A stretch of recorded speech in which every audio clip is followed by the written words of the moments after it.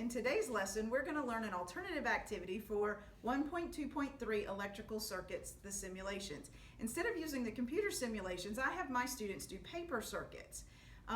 In today's video, you're going to learn how to have your students make those paper circuits. You're going to learn how to use a multimeter to measure voltage, and you're going to discover Kirchhoff's voltage law.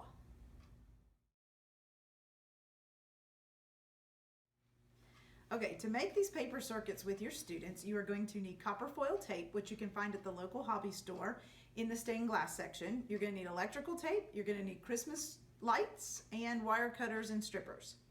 Then have your students put them in groups of 3, and have your students, each one of the 3 gets a basic circuit, a series circuit, or a parallel circuit. And the first thing they do is put the copper tape around the dotted lines. The only thing they need to be sure of is to fold the copper tape around the corners, or fold it over onto itself and tape it down with the electrical tape. The sticky side of the tape is not conductive, so they need to make sure they do that around the corners. They need to leave space for the batteries and leave space for the lights to be included. Then once they've gotten all their copper foil done, they need to cut and strip Christmas lights. And when they cut and strip the ends of those wires, then they can put the 2 wires, the bare wires, down onto the copper foil and tape it down with electrical tape. Then the batteries, to put the batteries as the power source in the circuit, they need to put the batteries in series, so one up and one down, tape them together. They're AA batteries, tape them together, and then you need a piece of copper foil across the top to connect that circuit in series, connect those batteries in series. Then once they set the batteries down on the copper foil, their circuit should light up.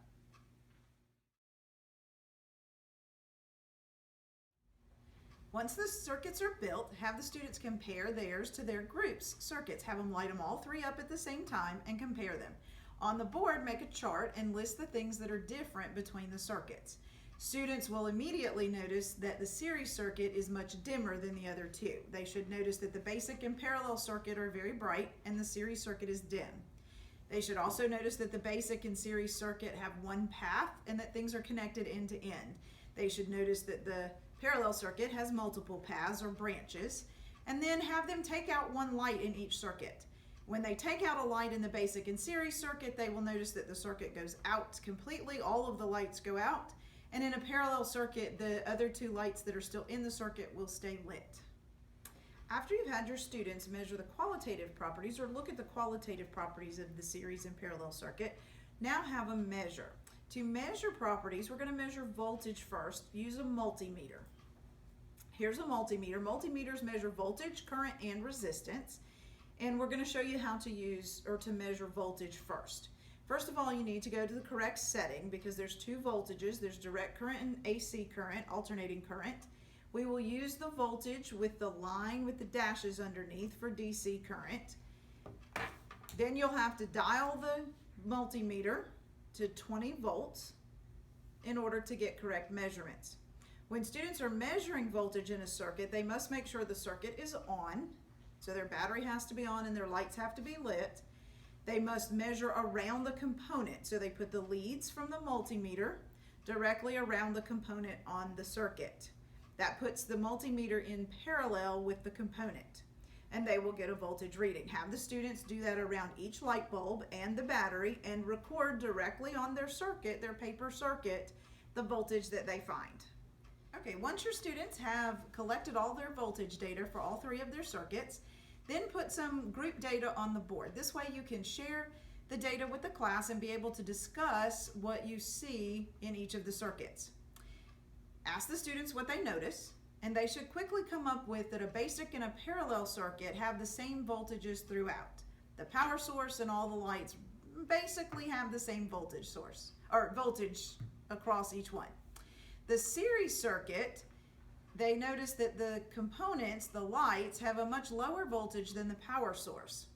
That part they deduce easily. You might have to prod them into figuring out the mathematical concept, but ask them if they can mathematically figure out how the power source voltage compares to the voltages across the components, across the lights.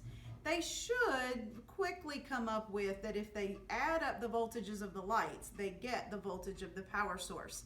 And then you can tell them that's Kirchhoff's voltage law. And Kirchhoff's voltage law says for a series circuit, the sum of the voltages of the components equals the sum or the total voltage of the power source. You can continue this activity with current and resistance. It works wonderful for current, and it shows the kids how to open the circuit to use the multimeter. However, with resistance, it doesn't work as well for the direct measurement. So I would suggest that they use Ohm's law around each component and the power source, and then try to deduce the equations for resistance. Now, the parallel circuit resistance is going to be a little harder for them to recognize, but they should at least get that it's some type of inverse relationship. You will have to help them with the total resistance being the reciprocal of the sum of the reciprocals of each of the component resistances. However, this has been a great introduction to use before breadboarding. The students learn and understand how to put multimeters into the circuit to measure what they want. And then I do continue on with this activity with 1.2.3, the breadboarding activity.